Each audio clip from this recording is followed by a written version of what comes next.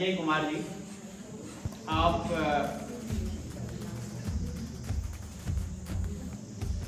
राजकीय उच्च प्राथमिक विद्यालय देवराड़ी में सहायक अध्यापक अंग्रेजी के पद पर कार्यरत हैं और आप अंग्रेजी में अपना पर्चा यहाँ पर पढ़ेंगे, तो मैं आमंत्रित कर रहा हूँ। आइए Sanjay. Thank you, sir. Good afternoon to all participants here. From morning to afternoon, you have to listen. All participants. Now, this is my turn. My name is Sanjay Kumar. I have been working as a teacher in education field last 13 years. And including this particular designation, I have, worked in primary school 13 years, and as well as now I have completed 4 years in GUPS Devradi, and my current school is GUPS Devradi. There are 21 students in my school, and as well as I have 13 years old and lot of ups and downs I have seen this particular education field. So my topic is what is the challenges in English teaching as well as grammar teaching. So today's my topic is the challenges of the English teaching, why the basic teachers faces as well as upper teachers faces in the field of the English teaching methods. So you have seen that traditionally the English was taught as a grammatical rule and regulations. आपने देखा होगा जो English है, हम लोग जो grammar के rule जो होता है बच्चों को क्या कर देते हैं, रटा देते हैं. This is not good for us as well as the children. So there are many teachers who always teach the rules and regulations of the grammar, and they faces after that many problems in the teaching of the English. So we are as a government teacher in all PS and UPS. So you have seen lot of difficulties and lot of problem when you teach early childs and upper primary levels, those who are English teachers, those who are participating here today at this seminar. So there are many problems comes. So I have seen lot of challenges because when we teach the English in schools, the child did not understand any type of the words at first. आपने देखा होगा कि हमारा जो English का एक challenge होता है हर टीचर के साथ, जो भी प्राइमरी का हो चाहे अपर प्राइमरी का हो, अलग अलग तरीके से वो फेस कर रहा है. लेकिन but when the LSR concept came, जब ये आपका learning speaking and writing and reading and writing skills comes, when this particular concept has been applied in the field of the education, when we are teaching the language, so this particular concept need for the systematic efforts in school, both primary and upper primary schools. Basically, the middle stage primary grades the expected competencies that learner should acquire demand more refined comprehension and production of the language. आपने देखा होगा the text, content, grammar and vocabulary also become the significant complication of the practical uses in real life. आपने देखा होगा जब हम grammar की teaching कर रहे होते हैं या कोई टेक्स्ट बच्चों को हम पढ़ा रहे होते हैं या कोई वोकैबुलरी बच्चों को पढ़ा रहे होते हैं, तो that time we face many problems. आपने देखा होगा टेक्स्ट हम पढ़ाते हैं, बच्चा समझ नहीं पाता है, उसका उस टेक्स्ट का अपने रियल लाइफ में उसका यूज नहीं कर पाता है। So that is first challenges. Next, grammar and vocabulary. हम क्या करते हैं, ग्रामर के रूल्स एंड रेगुलेशंस को रटा देते हैं और वोकैबुलरी रटा देते हैं, शब्दकोश रटा देते हैं, but we did not know how to apply the vocabulary, how to apply the grammar rules in their life. हम लोग क्या करते हैं, ग्रामर के जितने भी रूल्स होते हैं, जितने भी कॉन्सेप्ट होते हैं, बच्चों को रटा देते हैं, बच्चा समझ नहीं पाता। तो सबसे पहले हमें ये करना पड़ेगा कि जब भी हम इंग्लिश टीचिंग चाहे प्राइमरी लेवल पे हम कर रहे होते हैं, we need to how to apply the words, how to apply the text, how to apply the concept in real life. उस रियल लाइफ से वो अप्लाई कर पा रहा है, नहीं कर पा रहा है, then this will be fruitful for us. And there are many problems with us. What is the objective of the teaching English? To use the child pre-knowledge of the vocabulary and the sentence structure to the familiarize them with the grammatical concept of the English language like parts of speech. I have taken a topic which will be present in your site. I have taken parts of speech. So the support learner in the independently use the various parts of speech appropriately in the sentences.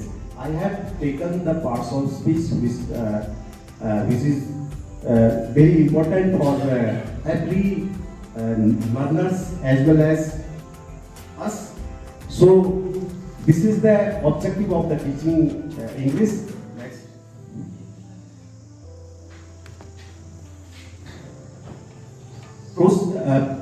Practice adopted to these parts of speech. कौन कौन सी practice मैंने अपनाई है, because I have taken the topic parts of speech. Now the currently the terms called functional grammar is currently the present textbook of the English language which advocate for the teaching and grammar in functional way which focus the usage of language rather than rules of language. Usage of the language rather than the rules of the language. It means हमें language को याद कराने से पहले या रटाने से पहले हमको बच्चों को यूजेज ऑफ द लैंग्वेज, बच्चों को भाषा का प्रयोग करना हमें सिखाना चाहिए। We have give to the more chances to the student of the language. जब हम लैंग्वेज की टीचिंग कर रहे हैं, चाहे इंग्लिश में हो चाहे हिंदी में हो, तो हमें बच्चे को रूल्स एंड रेगुलेशन याद कराने की जरूरत नहीं है, हमको उनको यूज करना, भाषा का यूज अधिक से अधिक यूज कराना हमें चाहिए। The child is exposed to the target language through the meaningful and contextual language. इसके बाद क्या होता है, बच्चा क्या होता है, धीरे धीरे जब उसके एटमॉस्फेयर में लैंग्वेज की पूरी चीजें आ जाती है, तो कॉन्टेक्चुअल लैंग्वेज को यूज करना सीख जाता है। जो उसके कॉन्टेक्चुअल, जो संज्ञानात्मक जो उसके पक्ष होता है, वो चीजें करना सीख जाता है। तो ये प्रक्रिया हमें करनी पड़ेगी, क्योंकि भाषा एक ऐसा विषय है, बहुत लेंथी विषय है, उसको सीखने और सिखाने में प्रक्रिया बहुत सारी है। And I am telling you some to the point by the slide. Rich and healthy exposure to the her and him home language help the child development functional understanding. We have give to the more chances to the student and the atmosphere of the home very helpful for the developing English language when we are teaching the language in school and in home. So home based atmosphere is very helpful for the functional understanding and the language. So teaching part of speech can be engaged and effective with the mix interactive the multisensory and progressive method. Here are some methods, activities adopted, keeping the mood in the mind.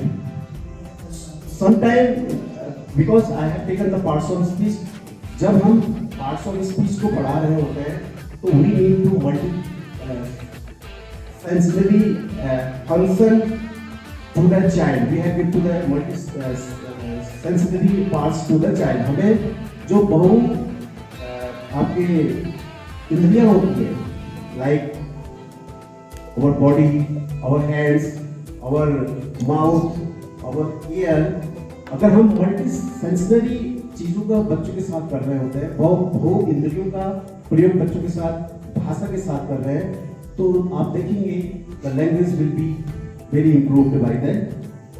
You and me also in the surrounding of our schools. So we need to use the multi-sensory progressive methods. Next.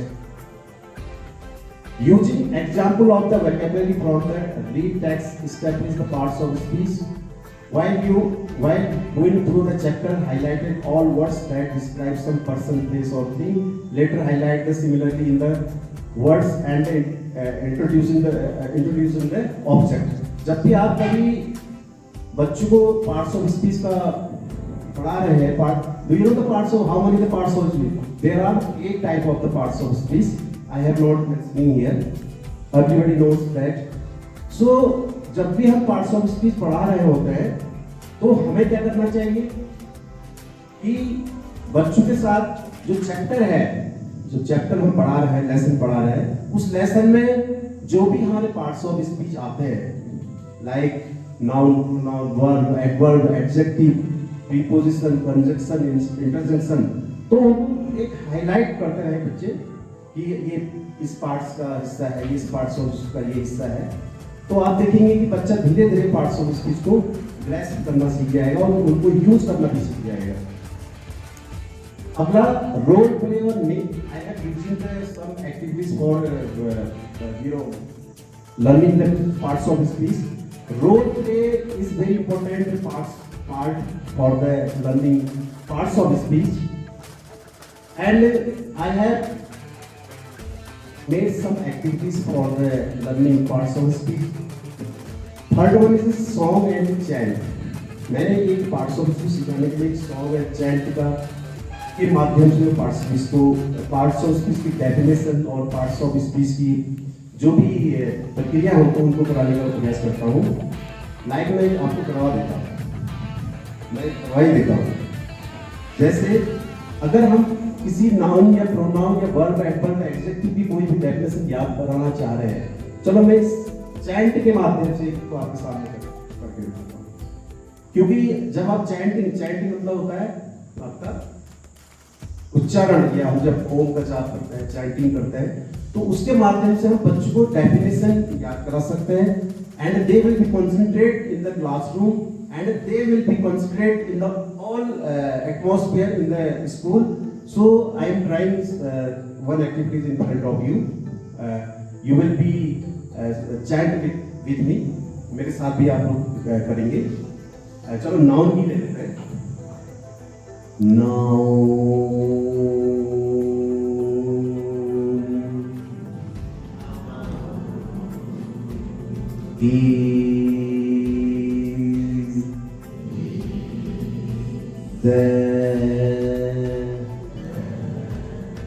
Name of person, please, or king.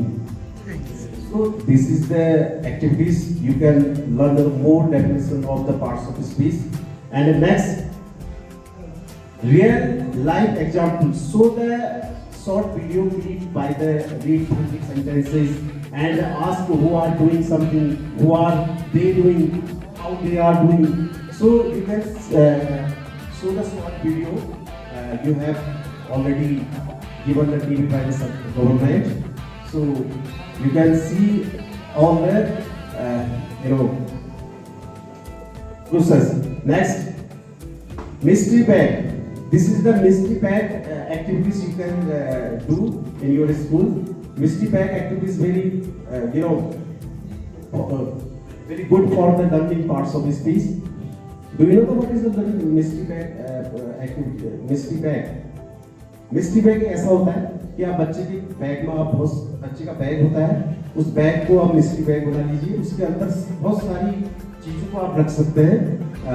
आप book ball रख सकते हैं, आप उसके अंदर chart रख सकते हैं, पेन रख सकते हैं, कॉपी रख सकते हैं। After that you can pull the things and what is this? बच्चे बोलेंगे कि ये क्या है? This is pen. What is pen? What is the pen? They will be saying this is the noun. What is the ball? Ball क्या है? Ball क्या है? Noun.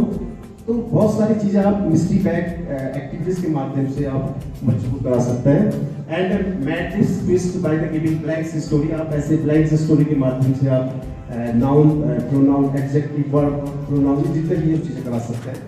So next, so conclusion ये है कि मेरे द्वारा अपने विद्यालय में पार्ट्स ऑफ स्पीच पे काम किया गया था, जिसमें कि मेरे बच्चों को एक्टिविटीज के माध्यम से, ज़्यादा से ज़्यादा एक्टिविटीज के माध्यम से मैंने पार्ट्स ऑफ स्पीच बच्चों को कराया। तो बच्चे अभी तक मेरे स्कूल के जितने बच्चे हैं, 21 बच्चे हैं, पार्ट्स ऑफ स्पीच को बहुत अच्छे तरह से पहचान देते हैं। जितने भी पार्ट्स ऑफ स्पीच भाग हैं पहचान लेते हैं। Even though I have already done the tenses work I have done in my school, as well as I have done the word formation work have been done by me.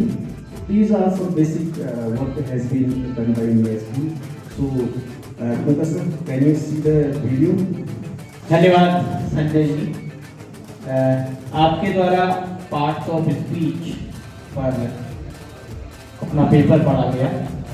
मेरा अनुरोध होगा कि आप जो ऑडियंस हैं उनकी तरफ से मैं सर एक सिंपल क्वेश्चन था लैंग्वेज पे कि ये ज़्यादा जरूरी है, लैंग्वेज नहीं मतलब कोई भी सब्जेक्ट पे डेफिनेशन रटने पे ध्यान देना चाहिए या नहीं? क्योंकि ये मेरे बचपन में या पूरी स्कूलिंग टाइम में ही जितना मेरा था, तो दिक्कत क्या हुई कि डेफिनेशन रटते रटते पूरी स्कूलिंग हो गई, लेकिन जैसे ही पढ़ाई पूरी हुई उसके बाद समझ में आया कि जो ये डेफिनेशन थी इसमें जो हमारी एनर्जी वेस्ट हुई, उससे जो हमने कॉन्सेप्ट समझने में जितनी एनर्जी लगानी थी वो छूट गई। वो स्कूलिंग के बाद कॉन्सेप्ट समझ में आया, डेफिनेशन पूरी स्कूलिंग टाइम में मैं डेफिनेशन ही याद करते रह गए।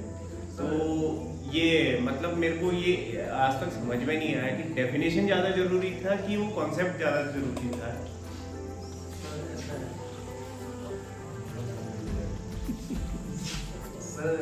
जो लैंग्वेज होती है, आपने देखा होगा कि हम लैंग्वेज के टीचर हैं।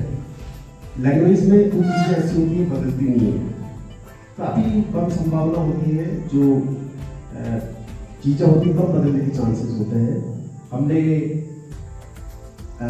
जो पोएम पढ़ी थी उस समय, उन पोएमों में वही वर्ड्स आते हैं, वही चीज़ें आती है। हाँ, थोड़ा बहुत जो आज के डेट में जो करंट सिनारियो का जो टीचिंग अप्रोचेस है, उसमें हम कह सकते हैं कि थोड़ा सा हम बदल सकते हैं। डेफिनेशन लगाने से ज़्यादा हम करके बता सकते हैं। बट ये है कि जो भाषा है, भाषा की चीज़ें थोड़ा सा बदलना संभव नहीं है। जो पहले से चले आ रही है उसको भी हमने भी फॉलो किया, आपने भी फॉलो किया। अब नाउन की डेफिनेशन में बदल तो हो सकता है कि मैं एक लिटरेचर या एक पॉइंट बन सकता हूँ। तो मेरी तरफ से सर ये है, जो चली आ रही है वो चले आ रही है। हाँ, ये है कि कॉन्सेप्ट को समझना बहुत इम्पोर्टेंट है। Thank you.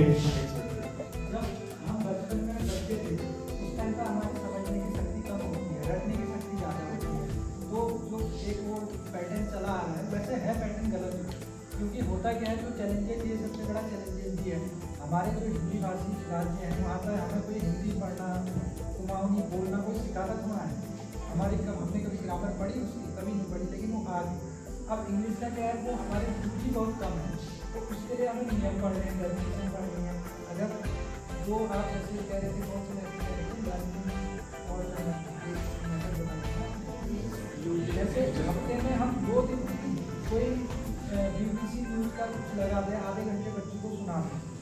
मुझे लगता है कि वो 1 महीने बाद एटलीस्ट उसमें से 25 से 30 शब्द बोलना स्टार्ट किया, तो सुनने में लैंग्वेज ज़्यादा प्रभावित है कंपेयर टू हमारे वो डेफिनेशन। और जैसे होता गया बच्चों में हर चीज़ की डेफिनेशन पढ़ाई जाती है। जैसे गुलाम का नियम, हमने एक गुलाम का नियम पढ़ा था बीच में, तो हमसे कहा गया कि जो चार्जेस होते हैं Q1 Q2 है, ये है वो है, और वो एक्सीडेंट आज तक पता नहीं चला होता है क्या है।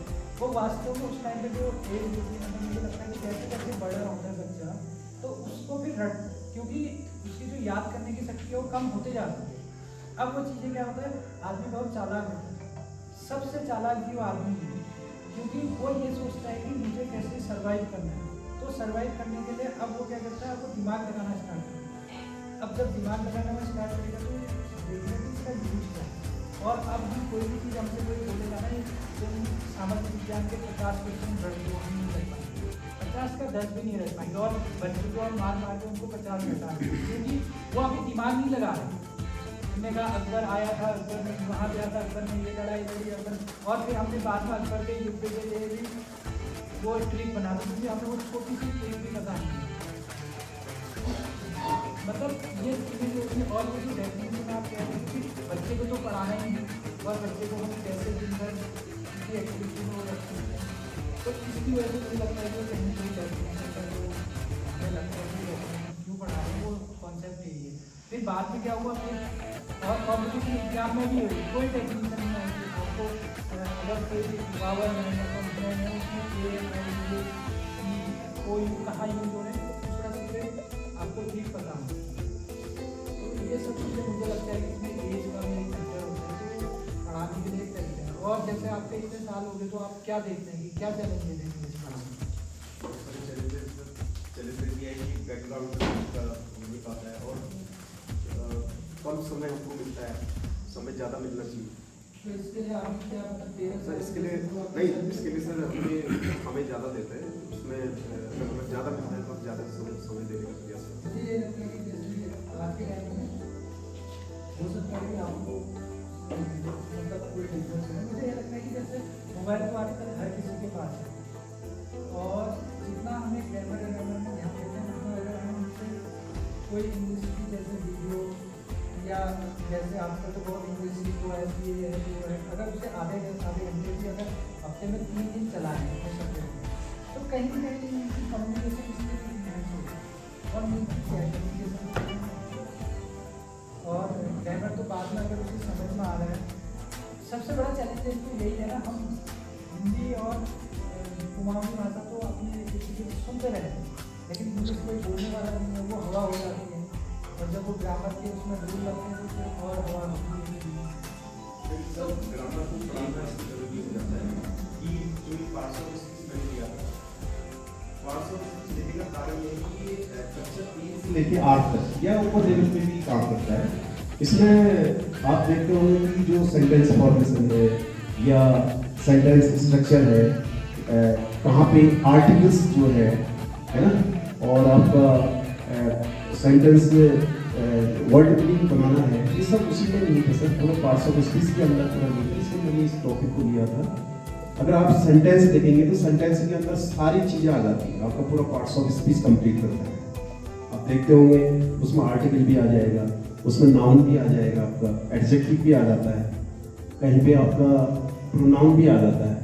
तो अगर हम ये चीज़ें बच्चे को हम बता देते हैं तो सेंटेंस फॉर्मेशन करना भी जान देता है और पूरी चीज़ें वो समझ लेता है, तो इसलिए मैंने इसको लिया था।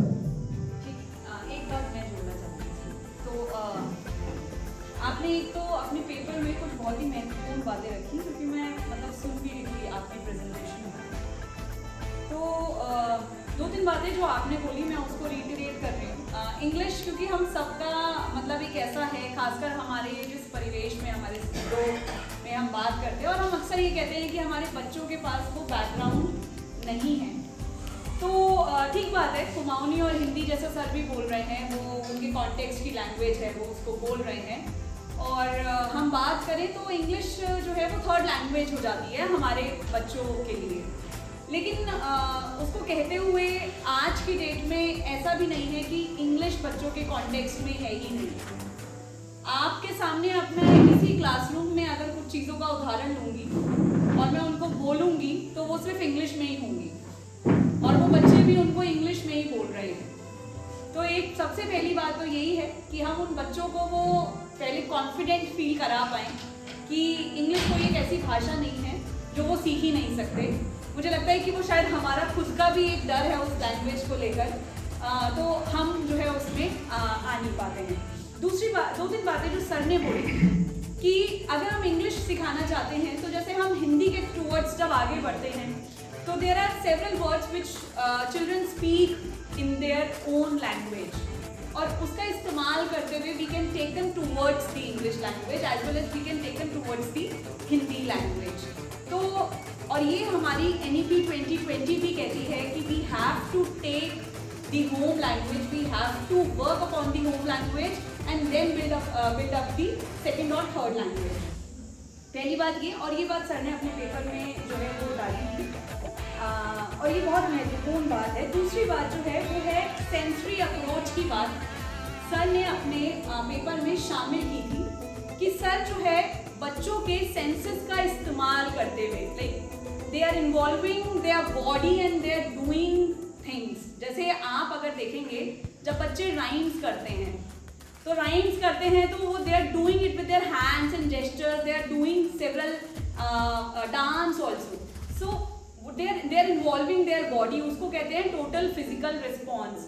और ये इसीलिए है कि जैसे ही हमारा बॉडी इन्वॉल्व हो जाती है children, because they enjoy, they don't want to sit like us, हमारी तरह उनको बैठना पसंद नहीं होता, तो वो जो है मूव करना चाहते हैं। तो जैसे ही उनकी बॉडी इन्वॉल्व होती है वो बढ़िया तरीके से जो है वो जो ज्ञान है उनका वो कहीं आगे तक जा रहा होता है, जिसकी बात अभी मैम की बात में भी आई थी जब भिन्न की हम बात कर रहे थे, और जब मैम भी अपनी रीडिंग कॉर्नर पे अपनी बात को रख रही थी वो आई थी।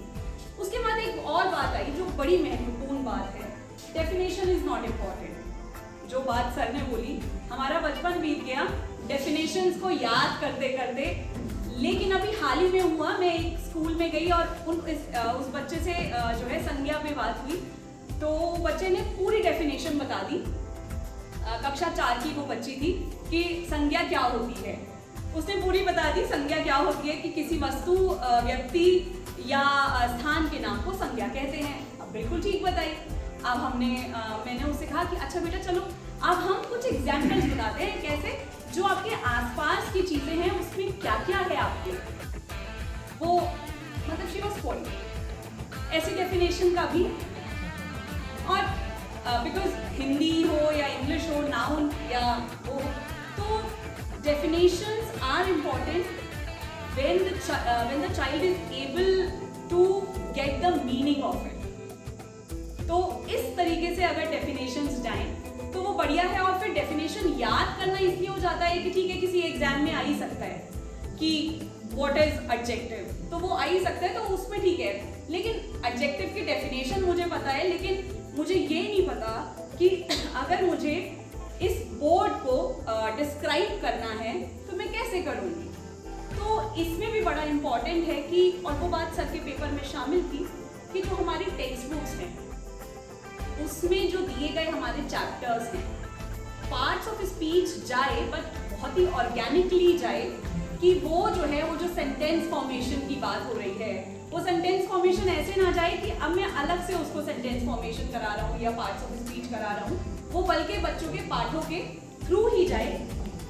एक बात जो सर भी बोल रहे थे कि इंग्लिश है तो सही, मतलब वो एक पेज जिसको हमें समझ नहीं आ रहा कि सॉल्व कैसे करना है। तो सर बहुत, मतलब मैं पिछले 4 सालों से सर को देख रही हूँ and I have seen his work, like जिस तरीके से वो अलग फेजेस में आगे सर खुद लैंग्वेज के साथ इतना ट्राई कर रहे हैं, खुद इतना कंफर्ट अपना लेकर आ रहे हैं, और वो जो खुद लगातार सीखना है वो क्लासरूम में जाता हुआ हमें नजर आएगा ही आएगा। तो वो वाली जो बात है, तो अगर इसको हमें बहुत बच्चों का एक कंफर्ट लैंग्वेज के साथ लाना है तो उसको हमें उसके दिन भर के प्रोसेस में शामिल करना पड़ेगा, और हमें अलग तरीके से बच्चे को इंग्लिश का एक्सपोजर देना पड़ेगा। फिर वो चाहे BBC की वीडियो दिखाकर हो, अलग राइम्स सुनाकर हो, रीडिंग कॉर्नर में हमारे जो किताबें हैं उनका इस्तेमाल करके हो, बच्चों को ज़्यादा से ज़्यादा इंस्ट्रक्शन जो हमारे मिड डे मील है या सुबह का समय है या जब बच्चे जा रहे हैं, तो वो जो है कि हम कैसे कंड्यूसिव एनवायरनमेंट बच्चों को उस भाषा के प्रति दे पाएँ, क्योंकि जैसे ही वही जो भाषा का जो नेचर है, हम तभी भाषा को बेहतर तरीके से सीखते हैं जब हम उसको बहुत सुन रहे होते हैं। इसीलिए जो लैंग्वेज की 4 कॉम्पिटेंसीज हैं या 4 स्किल्स हैं, लिसनिंग, स्पीकिंग, रीडिंग और राइटिंग, जो है वो काम करती हैं। तो सर ये कुछ बातें थी जो आपके पेपर में शामिल थी, और मुझे लगा क्योंकि इंग्लिश पे हमारा आज एक ही पर्चा जो है वो प्रस्तुत हुआ, तो मुझे लगा ये बातें शामिल हमें करनी चाहिए और हम कैसे कंड्यूसिव एनवायरनमेंट बना के बच्चों को इंग्लिश सिखाने की ओर लेके जा सकें। तो कुछ ये बातें थी। धन्यवाद सर, धन्यवाद आप सभी का। Thank you, ma'am. Pronoun is the verb is used in place of noun. ये तरीके हम अपना सकते हैं जिससे कि सर, क्योंकि जैसे बात सर ने बताया कि जो डेफिनेशन होती है अर्ली स्टेज पे काम नहीं करती है, बट जो हमारा 6 to 12 तक है या 6 to 8 है, हमारा डेफिनेशन वहाँ पर काम करेगी। जब तक हम डेफिनेशन नहीं बताएंगे तब तक कहाँ से समझेंगे, जो सर। तो ये है, तो कार्यक्रम को आगे बढ़ाते हैं। मैं सब कुछ बात करना चाह रहे हैं, मतलब थोड़े लाइटर नोट पे ही करते हैं। तो वो चुटकुले के तौर पे कह रहे थे ना, इंग्लैंड वाले बड़ी अच्छी अंग्रेजी बोलते हैं। तो उस मतलब कहने का ये मतलब है कि जो जिस परिवेश में है वो भाषा सीख जाता है।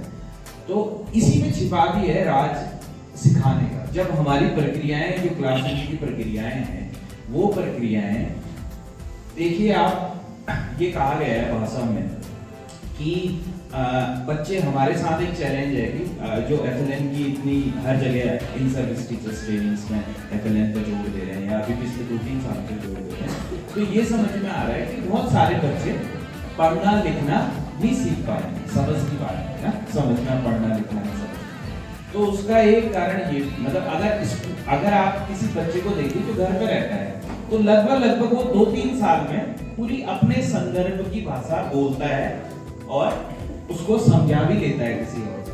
लेकिन बच्चा कक्षा 1 से लेकर 5 तक अगर पढ़ता है स्कूल में, और अगर वो पढ़ना और पढ़ के अपने संदर्भ में समझना अपने स्तर का, तो इसका मतलब ये जाहिर बात है कि जो भी उसके साथ प्रोसेस हो रही है वो उसके दिमाग में कोई हलचल पैदा नहीं कर रही।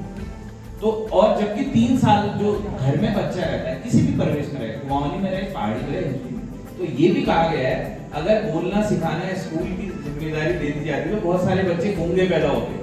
तो मेरे कहने का ये मतलब है कि शिक्षा में जब हम बात करते हैं भाषा सिखाने की, तो वो प्रक्रियाएं कैसी हों, तो वो प्रक्रियाएं उस तरीके की हों जो घर पे होती है। जो घर, मतलब इस पे मैं बहुत ज्यादा कहूंगा नहीं, इस पे ध्यान रखने वाली बात है कि 3 साल में बच्चे, अब यहाँ पे 5 साल में, 8 साल में, हमारे साथ ये हाल है कि हम कक्षा 6 से लेके MA इंग्लिश कर चुके हैं। हमारे एक प्रोफेसर आते हैं इंग्लिश में, तो वो कहते थे कि गए जब MA किया, मास्टर्स किया, तो दिल्ली गए कि जॉब दे दो, तो उन्होंने कहा MA इंग्लिश में हो साहब, लिख दूंगा एप्लीकेशन। तो उन्होंने कहा ठीक है, एप्लीकेशन तो लिख दोगे, बात भी करनी पड़ेगी और कुछ लिखना पड़ेगा, मतलब अलग अलग कॉन्टेक्स्ट में। तो उन्होंने कहा ओह, लिखा कितनी भी लो, बोल नहीं पाऊंगा मैं। तो अब वो बड़े इंटरेस्ट लेते थे, लिटरेचर वर्क में पढ़ाते थे। तो उसके बाद उन्होंने कहा कि उनसे कहा कि 100 रुपए लो आप, चल ठीक है उधर ही रहना, इधर को मत आना। वही काबल खाना, तो मजाक में करते थे। तो अगर ये देखें तो ये समझने वाली बात है कि भाषा में सिर्फ इंग्लिश में भी हम बात कर रहे हैं, हिंदी में भी बात करते हैं, तो ये हमारे लिए, मतलब ये हमें एक बात सोचने की जरूरत है कि बच्चा अगर 10 मतलब इंटर तक हिंदी पढ़ लिया है उसने, और उससे कहा गया है कि आपके गांव में लाइट चली गई है, सीधो साहब को एप्लीकेशन लिखनी है। इवन हम शिक्षकों के साथ भी हो जाता, कुछ ही लोग अभिव्यक्ति कर पाते हैं आज की रिपोर्टिंग करनी है। तो ये एक सोचने लायक बात है कि हम अपनी कक्ष में कैसी प्रक्रियाएं अपनाएं कि बच्चा अभिव्यक्ति कर पाए। तो इसमें और भी हम बात करते रहते हैं, लेकिन सर ने जो बात की है कि रूल नहीं बता के यूज बताया जाए तो वो मदद करता है, तो ये वाकई में जरूरी बात है। और इसको देखना भी चाहिए भाषा की कक्षाओं में कि जो भी कोई सीख रहा है 12वीं तक आते कक्षा 5वीं तक अपने स्तर में अभिव्यक्ति कर पाए, बोल पाए, लिख पाए। तो उसके लिए प्रोसेसेस हमारी जो हम घर पे सीखने वाली होती हैं उस तरीके की करें तो जरूर काम करेंगे। धन्यवाद सर। थैंक यू सर, आपने एक कॉम्प्लीमेंट दिया कि यूजेस ऑफ लैंग्वेज कैसे हमें करना है, किस प्रकार से भाषा को रटा के ना करते हुए हमें सिर्फ यूज पे जाना चाहिए। सर एक थोड़ा सा वीडियो मुझे चला देंगे।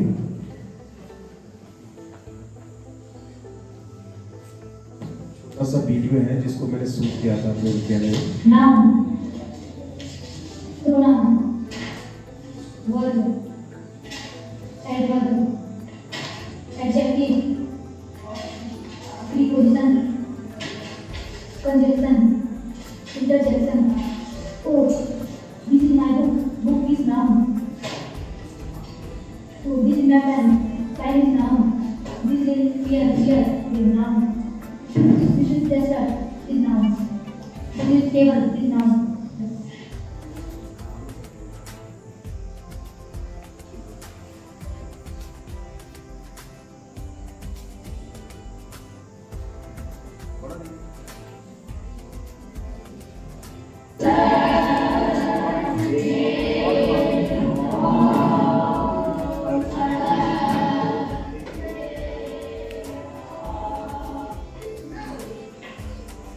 ये वाली एक्टिविटी मैं मॉर्निंग असेंबली में करवा रहा हूँ उसको सुबह, क्योंकि हमारी माइंडफुल की जो क्लास होती है आनंद की, उसके साथ साथ ये भी चलता है।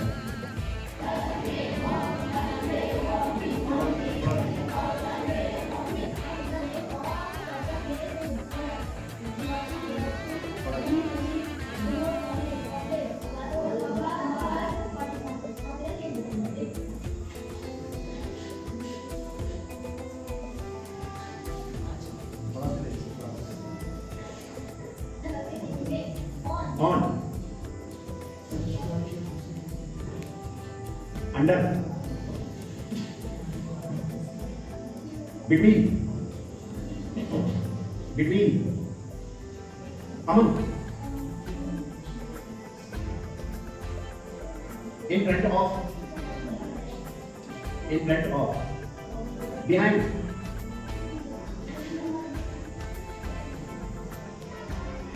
under,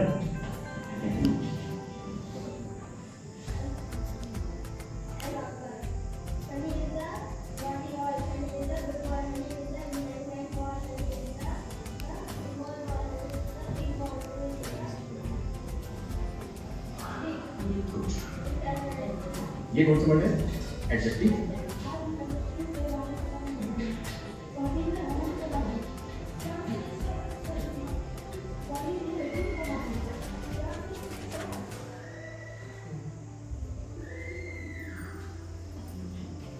चलिए ठीक है sir, thank you for the watching this particular videos.